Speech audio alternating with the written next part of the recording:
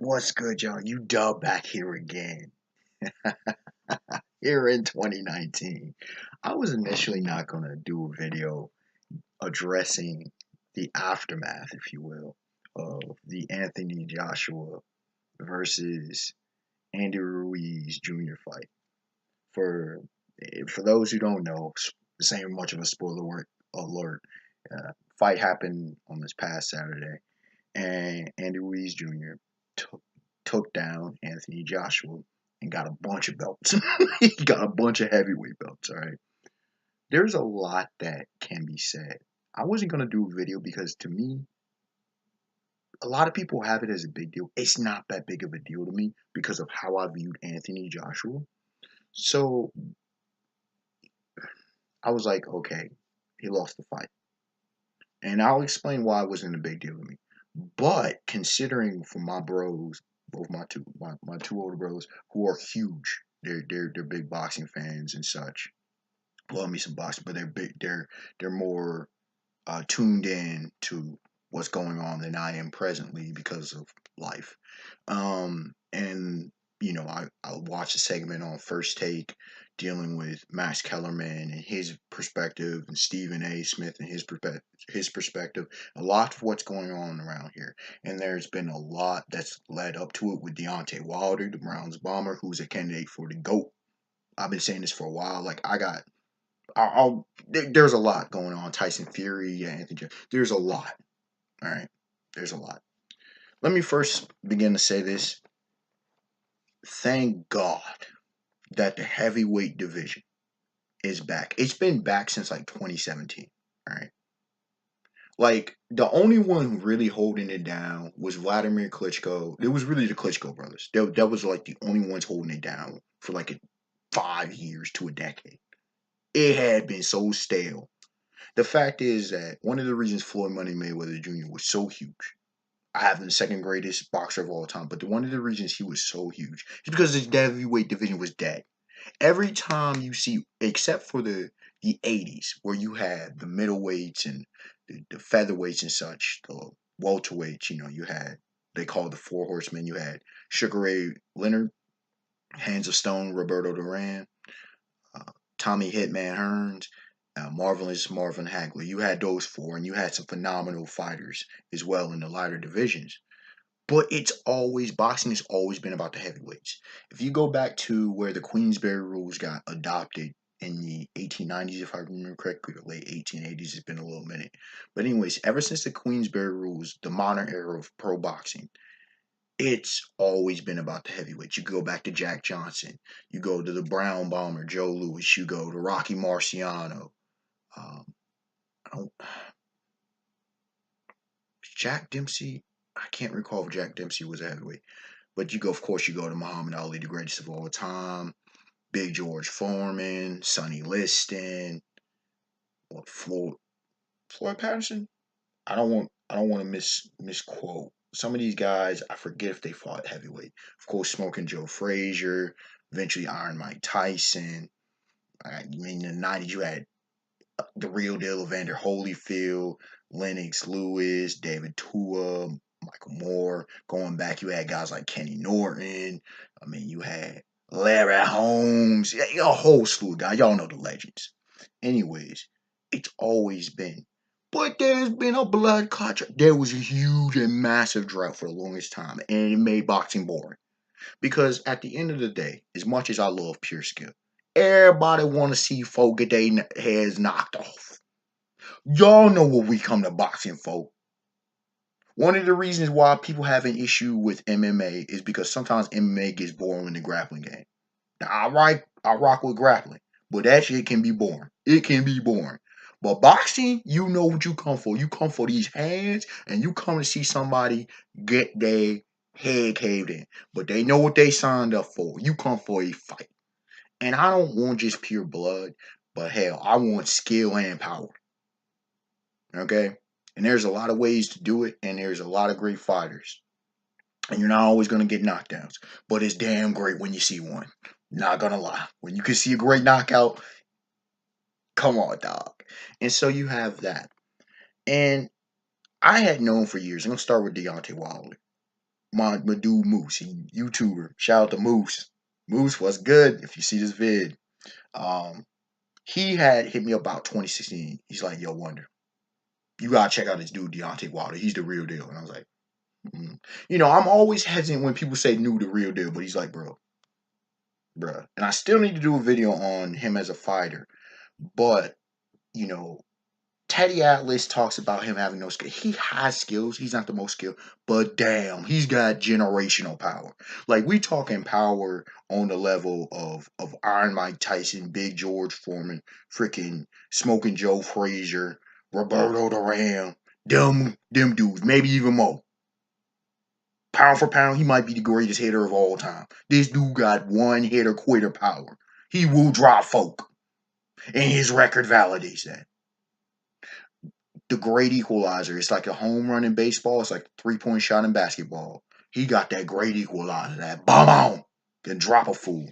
So, I was like, ooh, okay. And then momentum started to build. And of course, you had Tyson Fury come up, and his battle with Klitschko was like, and then Deontay, you get Joshua come up. He's like, oh, okay, the heavyweight division back. All right. We got 2, 3 cats. So keep that in mind. The thing is, Anthony Joshua doesn't have as many fights as the other two gents. He doesn't. Yes, he's an Olympic gold medalist. Yes, he had his record, but he doesn't have as much fight experience. That's important. People can say, well, they fought a bunch of bums, talking about Fury and Wilder. Oh, they fought about. What about a legend like Julio Cesar Chavez? What about Manny Pac-Man Pacquiao? Okay, what about them? Okay, now keep this in mind. He got the belt. He kept evading fights, and you can say he ducked. He ducked. Joshua ducked. Why can I say this? People claim that Floyd Money Mayweather Jr. ducked. Who? He fought more world champions than anyone in history, I believe 26 or so. The dude, he beat several legends. Several. He's 50-0. I don't care what you say about Conor McGregor. Say what you want. That's still a dub. Still a W. 50-0. Unblemished. He done beat. Who more do you want him to be except kept moving up? You see what I'm saying? Who did he duck? Oh, he didn't fight this one. He fought Pac-Man. He was the older fighter. They folks said he wouldn't be Golden Boy Oscar De La Hoya. He beat him. He beat Jab Judah. He beat Pernell Whitaker. Like Sweet Pea, Pernell Whitaker. He beat who you wanted to. God, you name it, he beat him. He beat Aaron Name. Joshua, if the fight, don't give me this, oh, you couldn't make the fight. Why is it Deontay Wilder, Victor King Kong Ortiz? Fought him. Tyson Fury, fought him. About to fight Ortiz again. About to rematch Fury. Why is it Fury said, look, I went to Germany, I went everywhere. Fights, fought him. Fights anywhere. First time Anthony Joshua steps outside the UK. Didn't want to leave Britain. Well, now he decides to leave Britain. I thought he didn't want to leave Britain. Now he decides to leave Britain. And he gets his block knocked off. Now, I knew this was a good possibility. I did. I was talking with my bros. I knew this was a great possibility. Why? If you look at the ring experience that Ortiz has, is believe 1 loss, 33 wins, 22 by way of knockout. He has a 66% knockout ratio. Now keep in mind, Deontay Wilder is 40-0-1 with 39 knockouts. He has I'd have to do the math. He's well over 90. It's almost 100% knockout ratio. Ortiz has a 60% chance. Ortiz has as many knockouts, I believe, as Joshua had as many fights going in. Now, Joshua has a almost 100% knockout ratio as well. But you have a fighter. You also look at the physique, and everybody's, ooh, this is what I always tell people about. You got to be careful to be deceived by body types. It doesn't really matter. When it comes to men, it doesn't so much matter. It's about skill, especially equalize. Now, if you have too much of an advantage and too much skill, yes. But I can beat a bigger dude who has no skill. I've always been like, it doesn't mean anything because he doesn't know how to use his size and power. You get a dude like Ruiz who has legitimate ring experience and he's got the body type to bastardize someone like Joshua. Joe Rogan, I watched he had Eddie Bravo on and he didn't explain it the best, but I got his point. He was talking about Ruiz's body type and that extra fat on there. Now here's the thing. Extra size, it allows for absorption of blows, absorption of contact, and also power. That's true in any sport. It's true in any martial art. It's true in pretty much any physical activity, manual labor. You have more size, you can produce more power, and you can absorb those blows. It's very true. And so it was one of the things, like I'll give an example. When Conor McGregor moved up and he fought Nate Diaz the first time at 170, okay, he wasn't knocking him out. Now he's got knockout power, but he's more precision than pure like Wilder knockout power, okay? But still he's got knockout power. The thing is he's fighting a heavier man. What you could get away with at the lower divisions, a beautiful example, Floyd Money Mayweather Jr. People say, oh, he throws pillow punches. Here's the thing, Floyd continuously moved up in weight division. Plus, he kept fighting world champions. You think these guys are just going to drop? You think Canelo was going to drop? You thought Pac-Man was going to drop? Come on now, dog. Unlikely. Unlikely. But you see what happens. He was a knockout artist early on. Pretty Boy Floyd, go look it up. His early fights, he was a knockout artist. In fact, that's what he was known as. In fact, a lot of people were questioning his skill early on, boxing critics. And not only that, you go look at his fight with Tension. Oh, it was an acting job. It was no. That's what happens when you fight a bigger man who has the skills. You deliver that power. Tension, they're like, oh, he's a kickboxer, kicks her 3 times. Listen, dog. Tension had never faced a man like Floyd. Now, that tangent is important to understand is, has Joshua faced a man as big as Ruiz? Yeah, Joshua is a tall man, he's got the muscles, but Ruiz is built for that life, son. Ruiz looked like a dude that's like, it's gonna be a tough fight. He that kind of guy I would go in as like, I hope he has trash cardio. Like Joe Rogan said, if he has great cardio, oh, you in trouble. I hope this dude has no stamina. When you fight a big boy, cause you know that chest, hopefully he got glass jaw. Hopefully he can't take punches to the gut. Cause if he can, you gonna be in for a long night and a long ass fight. You know you don't want to face someone who a big boy. Right? You don't want to face big boy. Them rice and bean eating brothers. Them potato eating brothers. All right? Them country boy kind of guys. It's the same. Look at the offensive linemen in football and many defensive linemen, especially offensive linemen. Do you see small offensive linemen? Let me know. When was the last time you saw a small offensive lineman? I'll wait in football. If you play rugby, when was the last time you saw in a 15s game, a full rugby game? When was the last time you saw a small man in a 8, especially the leading folk? I'll wait. I'm kind of curious. When was the last time you saw? Why? Because that's that power. How many times you see a small sumo wrestler? How many times?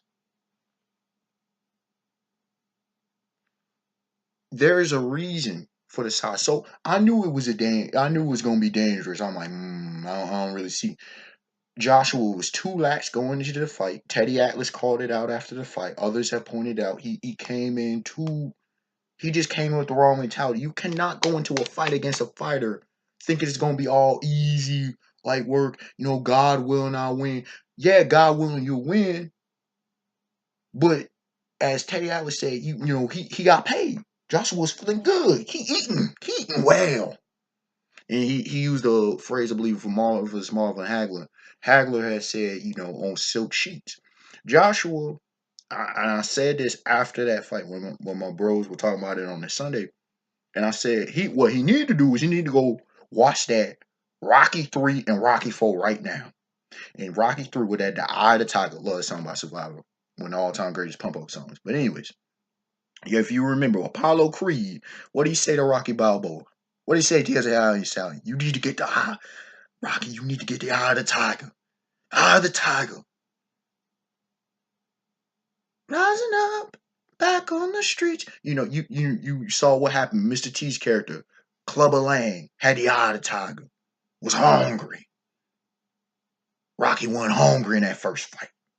Rocky was hungry in the second one. You saw versus Ivan Drago. If he dies, he dies. Love what Deontay Wilder said, by the way. Anytime I can use a quote slash meme of Ivan Drago. Love it. If he dies, he dies. Rocky had the eye of the tiger. That's what you had to have. And that's what Joshua didn't have. Deontay Wilder got it. Real fighter. Tyson Fury got a real fighter. You know, these other cats, obviously Ruiz. So could say, Ortiz. You guys real fighters, bro. And I'm not being disrespectful to Anthony Joshua. But dog, you could say he keeps getting up. And that's a thing. He keeps getting knocked down. That's not good. You can respect it. Yeah, he keeps getting up. He keeps getting knocked down. That's not good for the long haul of your career, bro. That's not good. Yes, he knocks people down, but he keeps getting knocked down. That's not a good sign at all. That's a dangerous sign. There's a lot of flaws in his game. There's a lot that he needs to work on, and he's just been resting on his laurels. And people talk about this mega fight, and it should have been Wilder. Yeah, it should have been Wilder.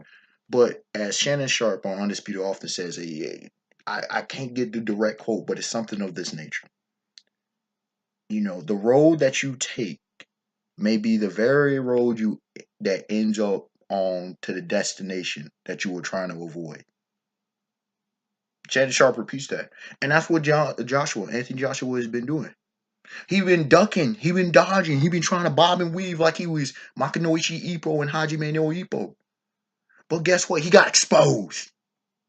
Which, anyone who, I've been known this, come on now, dog. That's why you don't want to fight Wilder. And Tyson Fury, people talk about pitter patter, but that what Conor McGregor say? Precision. Fury's a precise hitter. He will connect, and enough of them hits will drop you, or it will wound you, or it will cause you to take this colossal L. Joshua, big name, but we've seen this before in the fight game. We've seen this before in the fight game, bro. Like, people, y'all like don't get it twisted. Want to say it was just promoters and stuff. Why is it that everybody else can get these fights? This is what happened when you think you can take lesser competition. I want to fight. We want to see we want to see, oh, I'm handing out contracts. We don't want to see bad contracts. We want to see the fights. We will rob because Joshua was ducking and running. Why is everybody else, all the big dogs in the division can fight? But all of a sudden Joshua don't want to fight. He want to hold the belts hostage and handicap. He want to get his money, have his fame and woo. Why everybody else out here duking it out? Putting their legacies on the line, making their legends. What happens? Let this be a lesson. Let this Anthony Joshua upset be a lesson. It's upset in name only to me. I'm not shocked he lost at all. I had an eerie feeling going into the fight this week. Last week. I had an eerie feeling. I was like, I don't know about this one. It ain't looking good for him. He ain't looking right. He ain't talking right. And we see what happened on Saturday night. Unexpected winner, like, comment, subscribe. I was not expecting the video to go this long, but I wanted to tell the whole perspective of mine on this matter. This is why the fights are made. This is why the fights are fought. Respect your opponent in front of you. Always that. Ippo, Makanoichi Ippo, he talk about that in Hajime no Ippo. And for those of you who are anime only, y'all need to be reading the manga. Because I don't know, y'all might get that Magi out of Life as a magic treatment. I don't know if y'all gonna get that anime adaptation anytime soon. I need to be reading that manga because that Ippo greatness is the truth. All right, y'all. Have a beautiful day, beautiful night. Peace.